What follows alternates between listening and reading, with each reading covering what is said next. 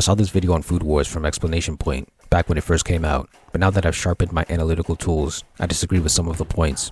In this video, I'll be responding to Food Wars and the secret ingredient to good fights. His first argument is that every fight in the battle genre can be seen as a test to see if the characters have learned the lessons they were supposed to learn. Victory means they learned it, failure means they didn't. I disagree with this. A fight can be a test, but it isn't always. Some fights are ideological battles. Some fights just exist because two opposing sides are in conflict and there's no room for a peaceful discussion. Let's start with the big three. What lesson did Luffy learn when he beat Alvida, Morgan, Buggy, Kuro, Krieg, or Arlong?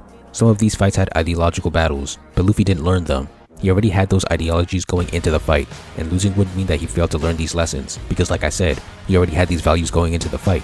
What did Luffy fail to learn in his first two fights against Crocodile that he eventually learned in his third?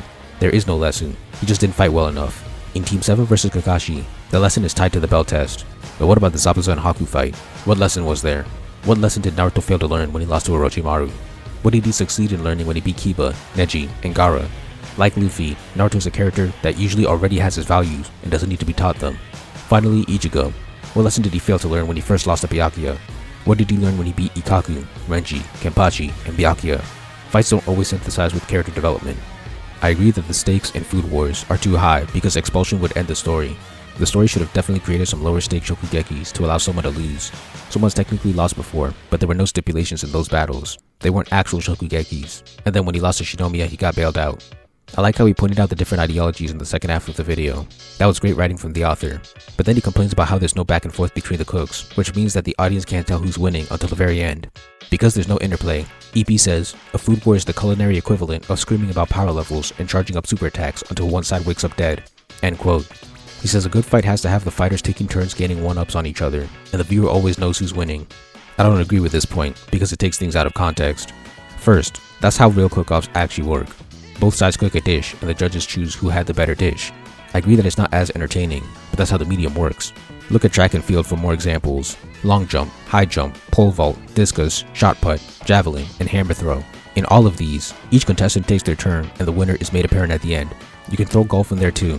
There is no back and forth. Are they less interesting because of this? Yes. But if someone made a manga about golf or long jumping, would it be logical to complain that these fights are not interesting because there's no back and forth? I don't think so. That's a consequence of choosing that type of event. The fault is on the event, not the writer.